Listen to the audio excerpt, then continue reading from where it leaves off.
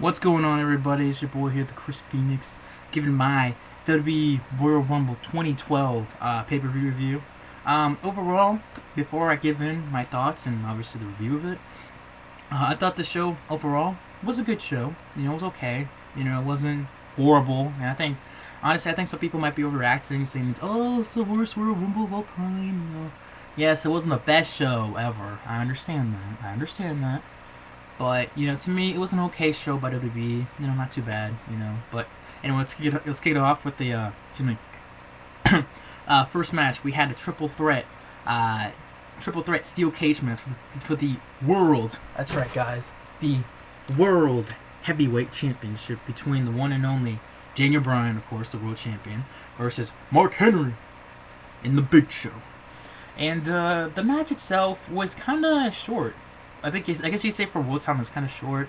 It was like 8 to 10 minutes long. The match itself was okay. Again, it seems like Daniel Bryan again still gets no reaction. And I'm not trying to be I'm not trying to be critical. I'm not trying to be a critic, but it just seems like Daniel Bryan just does not get a reaction. I don't know why. I really don't. But he didn't really get much of a reaction. But the match itself was alright, not too bad. The only problem I think that you could complain is maybe the ending.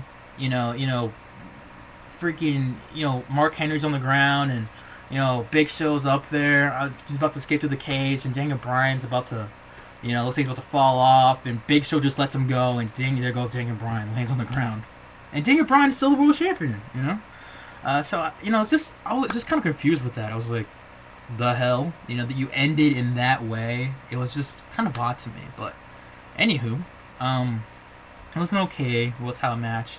Again, I don't see Bryan keeping the title at Elimination Chamber. I just can't see him keeping it. I want to see him keep it, maybe, give the young guy a chance.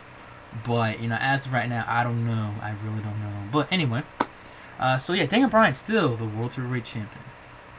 Then we decide to start having some matches here. And what matches do we have? Well, let's just say you sit there and you go, how long can this match go? And how long is pay-per-view? Because remember, guys, originally there were 4 matches on this card. 4 matches cannot go on a pay-per-view. For a 3-hour show, 4 matches, those have to be really goddamn long matches, let's face it. So, anyway, we had I believe it was a Divas? Yeah, we had a Divas tag team match between, was it the Eight-diva? Was it Eight-diva? Yeah, Eight-diva tag team match. They put like a Wrestlemania thing here. It was kind of random too.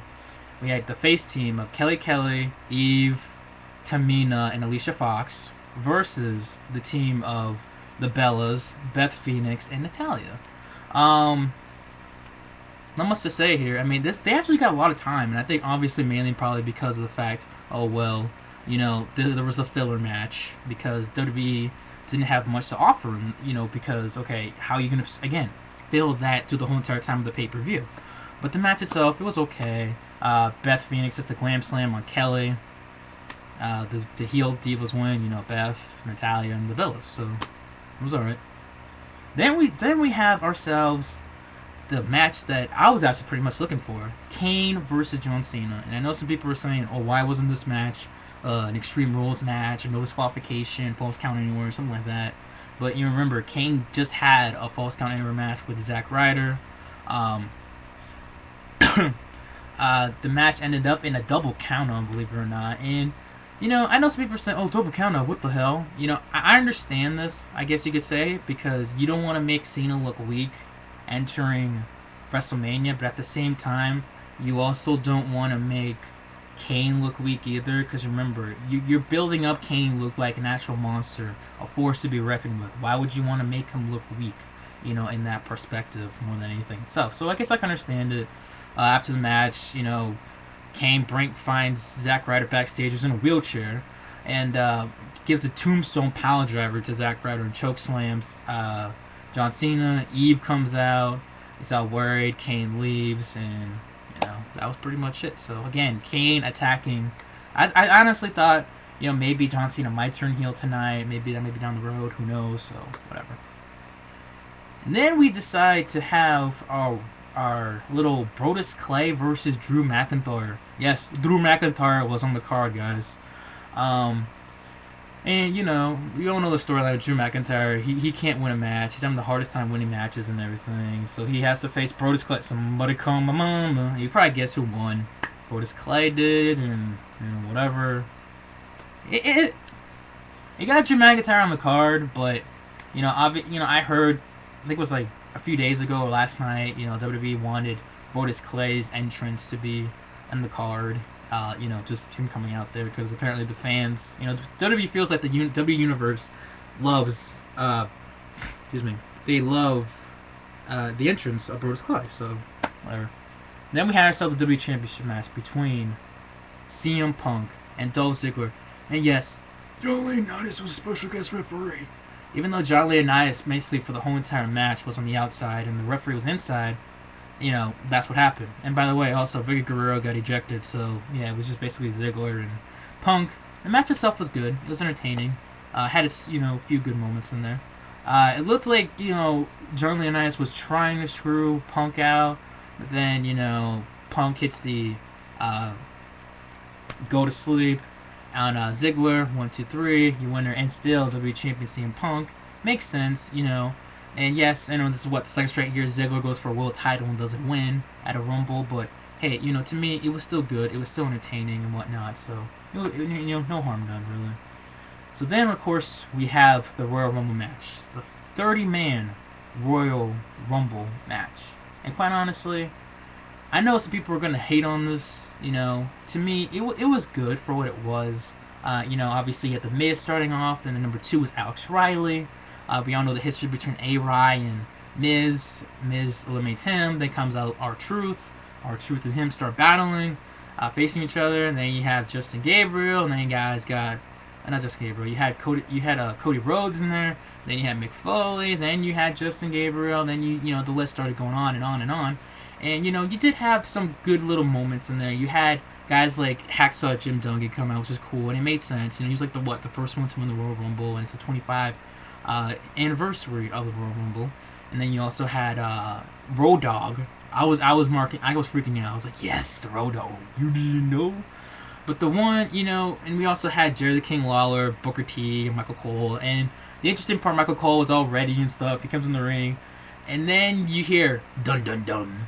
And next thing you know, Karma comes out. That's right, Karma is back, and I gotta admit, I was freaking out when Karma came back. It's good to see Karma back. As we all know, she just came back from her pregnancy, and that was 9 months ago. Mayish. So, it was cool to see her back, and she basically raised hell for about a good old 2 minutes, and then she later got eliminated. But it's good to see Karma back, and remember who else? And she's the third woman in Royal Rumble history to ever be in the Rumble. So, and who was it last year? Beth Phoenix. So it just seems like WWE might be hinting us more and more we'll see Beth and Karma at Mania. But anyway, back to this match. And we didn't have John Cena, we didn't have The Undertaker, we didn't have Triple H, we didn't have Hornswoggle. But it was still good. And of course, we all know Randy Orton was number 28. Was it 28? Yeah, 28. And honestly, I thought Orton was gonna win it, but number 30, I was like, okay, maybe somebody big. No, the Big Show comes out. Jericho's number 29. And 27 was David Otunga. I was like, really? But, still, the final 4, I believe, was Jericho, Big Show, Orton, and Sheamus. Next thing you know, forget who the hell eliminated Orton. I forget. I want to say Jericho eliminated Orton, but I forgot who did it. And then Big Show got eliminated, and then you had the final 2, Sheamus versus Chris Jericho. And here comes where the controversy in the YWC begins. People were like, oh, what did he win? They went at it for about 4 to 5 minutes. It didn't feel like a Royal Rumble match there. It felt like just a regular match. They were just trying to throw each other over the top ropes. And, I was thinking, okay, obviously Jericho might go into WrestleMania. And then all of a sudden, Sheamus eliminates Jericho. And this is when people go, what the fuck? I understand, but remember, guys, it's a young guy, it's a new talent, and WWE's, possibly thinking of doing Taker and Jericho instead of Jericho and Punk. People say, oh, who does Sheamus could face? He could face possibly Wade Barrett. Maybe if Daniel Bryan keeps the title at Chamber, he could face him. Who knows? But hell, he might even go for the WWE title. Who knows what's gonna happen? But anyway, guys, this is my review, obviously, of the Royal Rumble. So congratulations to Sheamus. He's going to the WrestleMania, not 25th, but he's going to WrestleMania Miami, the main event.